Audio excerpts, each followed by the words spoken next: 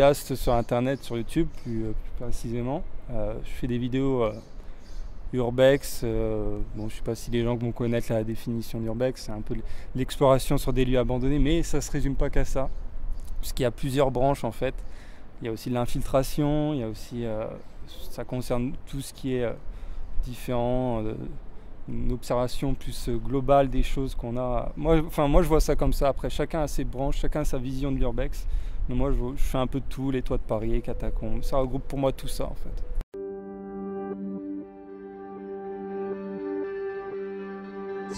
On se retrouve pour l'épisode 29. Il fait 30 degrés. Et on s'apprête à explorer un parc aquatique abandonné. We don't want to hate and despise one another. In this world there's room for everyone, and the good earth is rich and can provide for everyone. The way of life can be free. Et quelque part, tu restaures l'histoire du lieu. Qu'est-ce qui t'a emmené dans cet univers, justement ? D'abord, ça a été justement des vidéos sur YouTube au tout début quand j'ai commencé.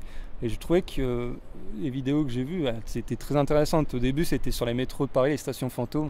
Je suivais quelqu'un qui s'appelait Corentin Sauvage, normalement, qui fait plus rien et tout, qui faisait des petites vidéos comme ça sur le métro que j'avais adoré.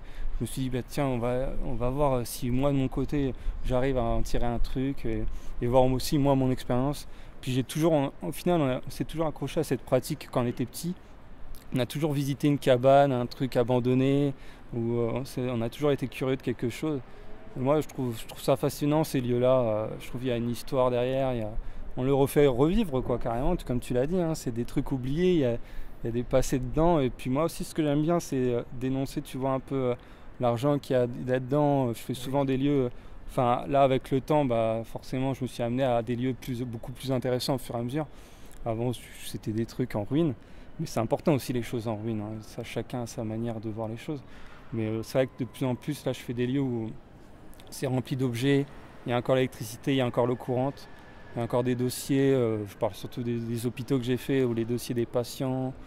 Où tu as encore l'électricité qui s'allume et tout. Et ça, c'est fou. Enfin, pour moi... C'est fou de se dire qu'on est dans un pays où on se plaint beaucoup on ne sait pas loger nos SDF, on ne sait pas réfugier l'immigration, le chômage. Et pour moi, je trouve que ces lieux pourraient resservir à un futur. On pourrait créer quelque chose. Pour moi, la solution peut être là pour le travail et pour trouver un habitat pour certaines personnes. Tu essaies d'aller dans tous les angles différents, dans tous les endroits différents. Justement, qu'est-ce que tu veux transmettre aux internautes qui regardent tes vidéos ? Alors, il y a deux messages. Il y a un premier message où j'aimerais juste que les gens constatent qu'ils ont juste une observation avec moi. Moi, j'ai toujours ce message d'observation, en fait. J'essaye pas trop d'apporter un avis. Je pense que c'est eux-mêmes. En fait, les gens sont trop facilités par ce qui se passe à la télé où tu as toujours un commentateur qui viendra derrière argumenter ce qu'il voit à l'image. Tu peux pas faire ta propre opinion. Moi, j'aime bien pas trop en rajouter et pas être comme ces autres sur YouTube où on voit que leur tête. S'il y en a, ils explorent des lieux, tu vois que leur tête non-stop. Après, je suis pas du tout seul. Hein. Il y a plein d'autres vidéastes et surtout d'autres photographes et d'autres personnes dans l'ombre qui font ça tout seuls sans rien avoir à côté. En gratitude en termes de vue.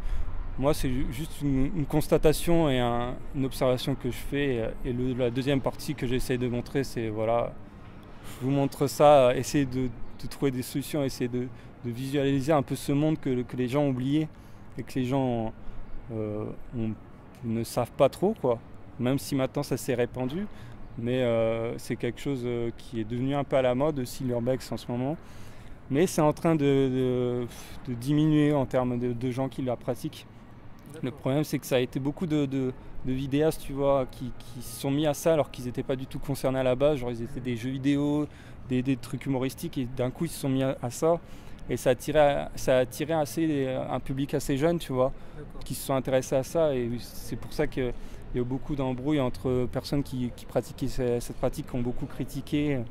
Ça a été très difficile de se faire une propre opinion, d'être accepté, même si je ne veux pas forcément être accepté. Mais voilà, que les gens comprennent que ça reste à part comparé à certains qui viennent exclusivement juste pour les vues, pour surfer sur la chose, quoi. Ton plus beau souvenir parmi tes excursions ? Il y a quand même le métro. Franchement, le métro, pour moi, ça restera un classique. J'ai pas tout fait, mais pour moi, je trouve que j'ai fait l'essentiel qu'il y a à voir. Je sais jamais si un jour j'y retourne ou pas. Je sais que maintenant, ça s'est durci, mais moi, j'aime bien la façon dont les gens, dont la sécurité a amené ça. C'est de plus en plus compliqué, mais justement, ça bride certaines personnes. Et ce qui en retirera, les personnes qui arriveront encore, c'est là où on verra le vrai potentiel des gens. Justement, peut-être que... Pour moi, ça sert à rien de sécuriser encore plus un lieu, tu vois. Justement, ça crée des personnes qui vont être encore plus forts, et c'est là où on va voir le vrai potentiel des personnes qui arriveront à explorer. Moi, j'ai montré souvent aussi mes échecs en vidéo. C'est pour ça que j'ai été un peu critiqué et tout. Et avec la mode du ça tourne mal et tout. Donc voilà, bref, je m'écarte. Mais le plus important aussi pour moi, ça a été l'Eurostar, ça a été un tournant.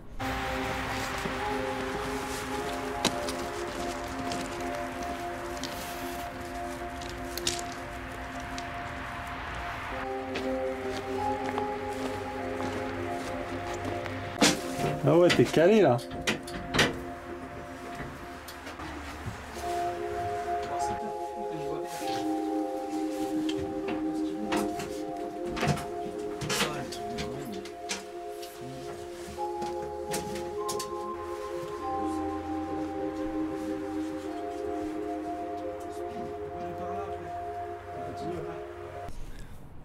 Sans le vouloir, vraiment. J'ai aimé le premier mois où j'ai posté la vidéo, où c'était vraiment tous les autres pays concernés qui ont regardé ma vidéo, sauf la France, tu vois. Et à un moment, au bout d'un mois, quand une journaliste s'est intéressée au sujet, alors qu'elle habitait juste à côté de la région d'où est l'endroit, du coup elle connaissait l'endroit, elle connaissait l'adresse. Et elle a fait un article dessus. Alors elle n'avait pas du tout l'esprit de l'urbex, parce que l'urbex aussi, il faut l'expliquer, normalement on ne dévoile pas les lieux histoire de préserver un maximum.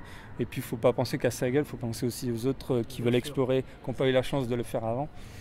Et c'est vrai qu'elle a tout de suite pensé ça en mode je vais dénoncer ça. Après je comprends sa pensée, tu vois.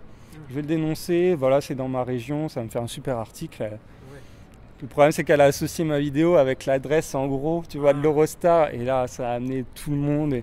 Et moi, je comprends les gens dans ma pratique aussi qui m'ont critiqué en me disant tu sais pourquoi t'as fait ça alors que tu te réveilles un matin, tu vois le gros article comme ça. Donc c'est l'Eurostar, le métro et les toits. Et surtout les hôpitaux que j'ai fait avec... vraiment, moi, l'hôpital nucléaire, tu vois, c'est un épisode où... Là, il y a, tu vois, même pas 2 semaines, tu as un agent de la sécurité qui m'a contacté, alors que la vidéo est sortie quand même il y a 2 ans. Et en m'expliquant, en voulant se justifier, il voulait défendre en fait sa société en disant non, mais en fait le matériel que tu vois, c'était pour des associations, on veut les renvoyer en Afrique et tout, parce que il a dû voir aussi les commentaires des gens qui réagissent. Hein. Ça, c'est super, les gens qui réagissent sur ça. Ouais. En disant voilà que ce matériel pourrait clairement resservir à d'autres pays et même à nous. Et on a un matériel médical qui était à disposition, comme tu vois, dans l'hôpital. Ouais. Puis l'électricité et tout. Pour moi, ça reste des souvenirs assez fous. Ouais. Est-ce que tu as des prochains projets ? J'ai beaucoup de projets, malheureusement. Et ça, je suis désolé pour les gens que je mets en pause et tout. C'est très compliqué. Hein. Avec le travail en plus à côté, il faut avoir une vie à côté aussi quand même. Bien sûr. Et moi j'ai un très gros projet, là on se trouve à la Défense en fait, je sais pas si les gens l'auront remarqué, mais c'est un peu difficile. Et c'est vrai que comme je t'ai dit, j'ai exploré l'arche de la Défense, hein. Je n'ai pas été le seul non plus à l'avoir fait. Et je me suis dit, c'est con, j'ai fait les toits de la Défense, mais j'ai pas fait un des plus importants, c'est les sous-sols de la Défense. Et donc j'ai un projet comme ça, je veux montrer ce qui se passe sous cette ville, sous ce quartier qui est l'un des futuristes, qui est là où on regroupe beaucoup de banques et beaucoup de gens d'affaires, alors qu'il se passe quelque chose en dessous. Et prochain projet que j'ai ça, et j'ai beaucoup de projets en tête qui pourraient être un peu en dehors de l'urbex, mais toujours dans la même vision. Tu vois. D'accord. Est-ce que tu as un dernier mot pour nos internautes, un thème, ce que tu veux évoquer, dire? Pas vraiment, juste l'observation est très importante, faire son propre point de vue, avoir sa propre vision des choses et vraiment tenter s'il y a un truc qui te tente, fais-le quoi. C'est tout. Super. Sur ce, Adrien, je te remercie infiniment. Merci à toi. Merci à toi.